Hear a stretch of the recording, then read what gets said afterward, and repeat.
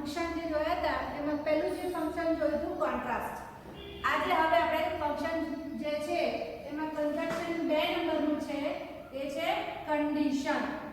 What is the meaning of the condition? એટલે આપણે બધાને ખબર જ છે કે કન્ડિશન એટલે શરત.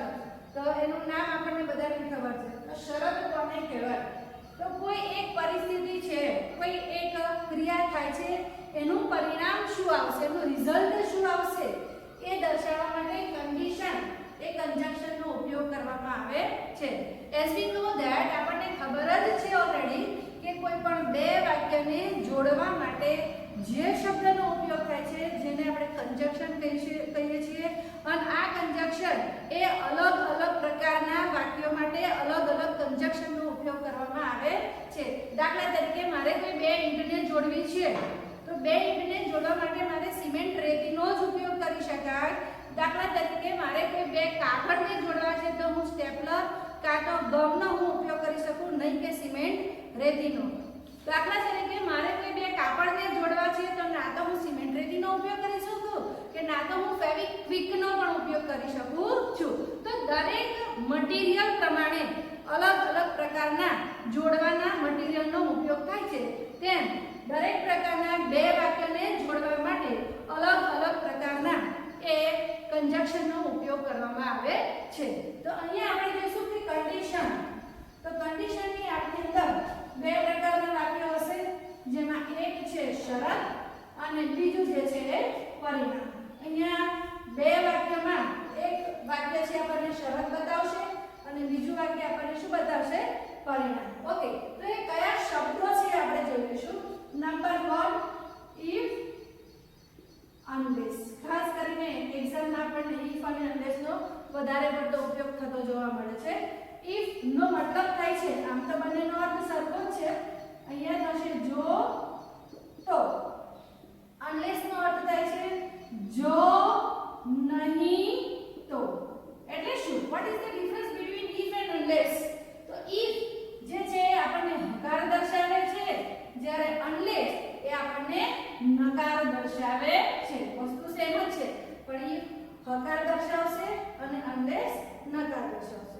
બીજી એક વસ્તુ ધ્યાનમાં રાખવા જેવી એવી છે કે સામાન્ય રીતે if ની અંદર જે શરત હોય છે એ હંમેશા સાદા વર્તમાનકાળમાં જોવા મળે છે. તો આ ખાસ આપણે ધ્યાનમાં લેવાનું છે કે શરત સાદા વર્તમાનકાળ એટલે કે સિમ્પલ પ્રેઝન્ટ ટેન્સ. જ્યારે જે પરિણામ આવે છે, પરિણામ દર્શાવતું જે વાક્ય હશે એ હંમેશા સાદા ભવિષ્યકાળની અંદર એ ઉપયોગ કરવામાં આવે છે. તો એનું ઉદાહરણ જોઈશું એટલે આપણને વધારે ખબર પડશે. દાખલા તરીકે ઉદાહરણ આપણે જોઈએ નંબર 1 કે મોના works hard, she will get success. જો અહીંયા બે વાક્ય થયા. મોના વર્ક હાર્ડ, મોના સખત મહેનત કરે છે. she will get success, તેણી સફળતા મેળવશે. તો અહીંયા જે સાદા વર્તમાનકાળનું જે વાક્ય છે એને આપણે શરત કહીશું, જ્યારે સાદા ભવિષ્યકાળનું જે વાક્ય છે એને આપણે શું કહીશું? પરિણામ. હવે આ જ વાક્યને મારે ગોઠવવું હોય, મારે if અને unless જો કન્જક્શન્સ મૂકવા હોય તો હું કેવી રીતે મૂકી શકું? બે વાક્ય આપણને આપેલા છે, જેમાં એક વાક્ય શરત દર્શાવે છે જ્યારે બીજું વાક્ય પરિણામ દર્શાવે છે. એટલે આપણી પાસે એક જ ઓપ્શન છે કે આપણે કન્જક્શન જે છે એ કયું મૂકવાનું છે? કન્ડિશનનું. આપણે બીજું કોઈ કન્જક્શન મૂકી શકીએ નહીં. તો એના માટે if અને unless બે ઓપ્શન્સ આપણને આપેલા છે. તો એને કેવી રીતે ઉપયોગ થાય એ આપણે જોઈશું. તો પહેલા આપણે if નો ઉપયોગ કરીએ કે if મોના works hard, જો મોના સખત મહેનત કરશે. અહીંયા કોમા લેવાનું છે આપણે. she will get success, તો તે સફળ થશે. જો અહીંયા ફરી એક વખત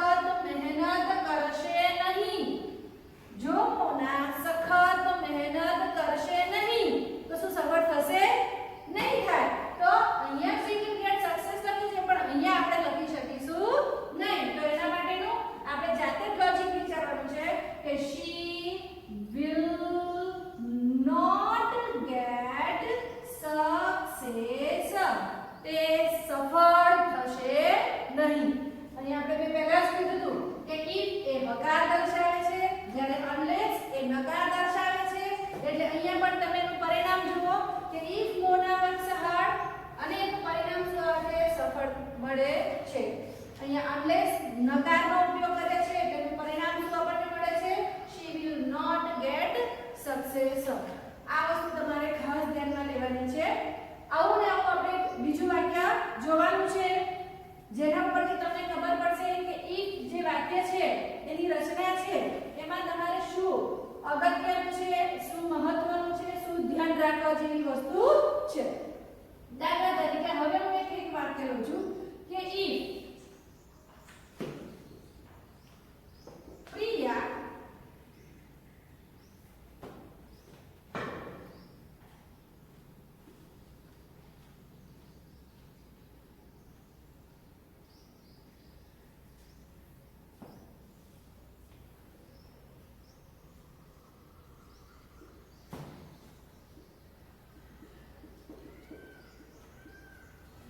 if Priya sends her letter, જો પ્રિયા એનો લેટર મોકલશે, her father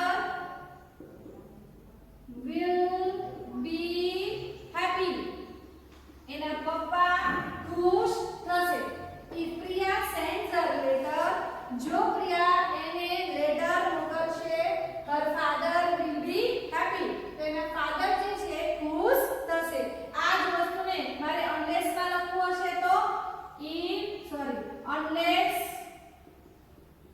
Priya sends her letter, જો એનો લેટર મોકલશે તો her father will not be happy, એના પપ્પા એ ખુશ થશે નહીં. તો આ વસ્તુ આપણે ખાસ ધ્યાનમાં લેવાની જરૂર છે. હવે અહીંયા તો આપણે વિધાન વાક્ય જોયું જેમાં હકાર છે એ દર્શાવ્યું છે કે if મોટા પદ સહર જે હકારતા દર્શાવે છે. if Priya sends her letter, જો પ્રિયા એનો લેટર મોકલશે તો એ પણ આપણને હકારતા દર્શાવે છે. તો એવું જ આપણે ત્રીજું ઉદાહરણ આપણે જોઈએ કે if Lalita does not do exercise, જો લલિતા એક્સરસાઇઝ કરશે નહીં. તો અહીંયા જો if છે કે આપણે એનો ઉપયોગ કરીએ છીએ does not. તો લલિતા એક્સરસાઇઝ કરશે નહીં તો શું થશે? તો she will get sick, તેણી બીમાર પડશે. sick એટલે બીમાર. તો if Lalita does not do exercise, જો લલિતા એક્સરસાઇઝ કરશે નહીં, she will get sick, તેણી બીમાર પડશે. હવે જો ખાસ મહત્વની વસ્તુ અહીંયા આવે છે કે અહીંયા જો હું unless નો ઉપયોગ કરું છું, unless લલિતા, હવે મારે આ does not મૂકવાનું નથી. કેમ? કારણ કે ઓલરેડી અંગ શબ્દ જે આપેલો છે itself suggest us negativity, એ પોતે જ આપણને નકારાત્મકતા દર્શાવે છે. એટલે does not આપણે અહીંયા મૂકવાનું રહેતું નથી. તો unless લલિતા do exercise, જો અહીંયા બંનેનો અર્થ સરખો થઈ ગયો છે. અહીંયા બંનેનો અર્થ સરખો થઈ ગયો છે. unless લલિતા do exercise, તો અહીંયા એનો આન્સર એનું પરિણામ પણ આ જ આવશે. she will get sick. ઉદાહરણ 1 અને 2 ની અંદર એક્ઝામ્પલ ની અંદર આપણે જોયું કે if મોના પરીક્ષા, જો મોના સખત મહેનત કરે છે તો એને પરિણામ સારું આવશે. unless માં પણ આપણે જોઈએ છે કે જો નહીં કરે તો પરિણામ સારું આવશે નહીં. પરંતુ ત્રીજા એક્ઝામ્પલમાં આપણે જોઈએ કે if Lalita does not do exercise, જો લલિતા એક્સરસાઇઝ નહીં કરે તો she will get sick. હવે અહીંયા if અને unless બંનેના અર્થ સરખા થઈ ગયા છે કારણ કે if ની સાથે આપણે વચ્ચે does not મૂક્યું છે. એટલે અહીંયા if અને unless બંનેના અર્થ સરખા છે, એને કારણે બંનેના પરિણામ કેવા આવે છે? સરખા મળે છે. તો ફ્રેન્ડ્સ આપણે અહીંયા જોઈએ છે કે કન્ડિશન જે છે એમાં બે પ્રકારના વાક્ય હોય છે, તો શરત અને બીજું છે પરિણામ. શરત હંમેશા આપણને કેવા જોવા મળે છે? તો શરત સાદો અર્થબંધ દર્શાવે છે જ્યારે પરિણામ એ હંમેશા આપણને સાદો ભવિષ્યકાળ દર્શાવે છે. ઇફ એ હકારાત્મકતા દર્શાવે છે, જ્યારે અનલેસ એ આપણને નકારાત્મકતા દર્શાવે છે. હવે ઇફ અને અનલેસ આ તો આપણો બેઝિક પાર્ટ મેં તમને શીખવ્યો, જે તમને આગળ 10મા ધોરણમાં અને 9મા ધોરણમાં શીખવવામાં આવતો હતો. આપણા હાયર સેકન્ડરીની અંદર તો કન્ડિશન ઇન પાસ્ટ એવું જે વાક્ય છે, એવા કન્જક્શન છે એનો ઉપયોગ કરવાનો છે. ત્યારે 1-2 ટકાની અંદર એ તમને કન્ડિશન પૂછે છે. એટલે મેં તમને એ આછો ખ્યાલ એ આ વિડિયો દ્વારા તમને આપ્યો. આ જે તમારા ફંક્શન છે, કન્જક્શન્સ છે, એ આઇડેન્ટિફિકેશનમાં પણ પૂછાય છે, કમ્પ્લીટ ધ સેન્ટેન્સમાં પણ પૂછાય છે, અને રિસ્પોન્ડ ટુ ધ ફંક્શન એમાં પણ તમને પૂછી શકાય છે. સાથે સાથે તમારે એ એરર કરેક્શનનો એક પેરેગ્રાફ આવે છે, તો એ એરર કરેક્શનના પેરેગ્રાફમાં પણ જ્યારે આવા ઇફ કે અનલેસ વાક્ય જે મૂકેલા હોય તો તમે જો વાક્ય રચના આવડતી હોય તો જ માત્ર તમે એરર કરેક્શન કરી શકશો. દાખલા તરીકે અહીંયા તમને ક્રિયા સેન્સ આપેલું છે, અથવા તો અહીંયા અનલેસ સપોઝ આપી દીધું હોય કે અનલેસ પ્રિયા સેન્ડ્સ હર લેટર, જો પ્રિયા એનો લેટર મોકલશે નહીં, her father will be happy, અને પપ્પા ખુશ થશે. તો શું આ શરત અને પરિણામ એ ચોક્કસ બેસે છે, એડજસ્ટ થાય છે? નથી કરતા. તે વખતે તમારે અનલેસ ની જગ્યાએ તમારે કરેક્શનમાં શું કરવાનું છે? ઇફ. કેમ? કારણ કે ઇફ પ્રિયા સેન્ડ્સ હર લેટર, જો પ્રિયા એનો લેટર સેન્ડ કરે છે તો એના પપ્પા ખુશ થાય છે. તો ઇફ અને અનલેસ એ તમારે ઘણા બધા પ્રશ્નોની અંદર પૂછી શકાય છે, ખૂબ જ મહત્વનું છે. અને ખાસ કરીને ધ્યાન રાખજો, મિનિમમ તમને 1 માર્કમાં તો પૂછાય છે ને પૂછવા પર આપણે જોઈએ. સપોઝ આપણે એવું કહીએ કે અનલેસ યુ wear mask, જો તમે માસ્ક પહેરશો નહીં, unless you wear mask, જો તમે માસ્ક પહેરશો નહીં, you will catch corona, તો તમને કોરોના થઈ જશે. તો અહીંયા જુઓ, if you wear mask, unless you wear mask, જો તમે પહેરશો નહીં તો તમને કોરોના થશે. હવે આ વસ્તુને મારે જ્યારે ઇફમાં લખવી હોય તો એનો અર્થ સમજો કે if you wear mask, જો તમે માસ્ક પહેરશો તો કોરોના થશે નહીં થાય. તો જો માસ્ક પહેરશો તમે તો you will not catch corona, તો તમને કોરોના થશે નહીં. જો ઓપોઝિટ આપણે આગળના ઉદાહરણમાં જોયું તો if ની સાથે આપણે do not ને does not મૂકતા હતા, તેનું પરિણામ કેવી રીતે આવતું હતું? અહીંયા તમે જુઓ કે unless નો મેં ઉપયોગ કર્યો છે, તો unless you wear mask, તમે જો માસ્ક પહેરશો નહીં, you will catch corona, તો તમને કોરોના થશે.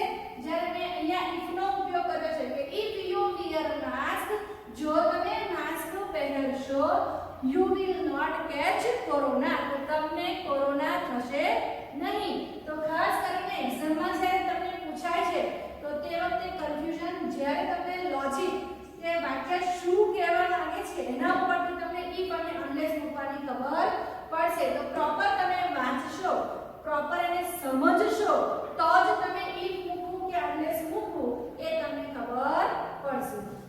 આગળ જોઈએ આપણે બીજું ઉદાહરણ. તો if શાલિની weeps, weeps નો મતલબ શું થાય છે? રડવું. ચલો ઈઝી વર્ડ તમને લઉં એટલે તમને વધારે ખબર પડે. તો if શાલિની cries, બરાબર છે? if શાલિની cries, જો Shalini રડશે, she will not die. આ તો નવું આવ્યું. if શાલિની cries, જો Shalini રડશે, she will not die, તેની મૃત્યુ પામશે નહીં. આ કેવું વળી કે રડે નહીં તો મૃત્યુ નહીં પામે, રડશે તો? જ્યારે આપણને કોઈક શોક લાગ્યો હોય, આઘાત લાગ્યો હોય, ત્યારે અમુક વ્યક્તિઓ છે ને એ રડી શકતા નથી અને ન રડવાને કારણે પોતે મૃત્યુ પામી શકે છે. એટલા માટે અહીંયા આપણે સેન્ટેન્સ સંદર્ભમાં લઈએ છીએ કે if શાલિની cries, જો એ રડશે, she નોટ ડાય, તો એ મૃત્યુ પામશે નહીં. હવે આ જ વસ્તુને હું અનલેસ ની અંદર લખું છું, તો અનલેસ શાલિની ક્રાઇસ. હવે જો શાલિની રડશે નહીં, રડશે નહીં તો શું આવશે? she will die, તેણી મૃત્યુ પામશે. તો અહીંયા આગળ સામાન્ય રીતે જનરલી લોકો રડતા હોય ને બંધ કરાવે છે, પણ જ્યારે શોક લાગ્યો હોય ને ત્યારે રડતા ન હોય ને એને રડાવે છે. તો અહીંયા ઓપોઝિશન છે. અહીંયા ઉપરનું વાક્ય આપણે જોઈએ છે તો જો unless you wear mask, નહીં પહેરો તો તમને કોરોના થશે એવું છે. જ્યારે અહીંયા શું કહે છે કે if Shalini cries she will not die. તો ઓપોઝિશન અહીંયા દર્શાવે છે અકોર્ડિંગ ટુ સેન્ટેન્સ. સેન્ટેન્સ કયા પ્રકારનું આપેલું છે, એનું પરિણામ શું છે, એને આધારે કંજક્શન if અથવા તો unless એ તમે મૂકી શકો છો. તો ચોથું અને પાંચમું જે એક્ઝામ્પલ છે એ આપણે જોયું કે if અને unless એ કેવું ઓપોઝિટ દર્શાવે છે. હવે હું તમને બે ત્રણ વાક્ય આપું છું અને એવું એક્ઝામ્પલ આપું છું કે એક્ઝામમાં કેવી રીતે પૂછાય છે.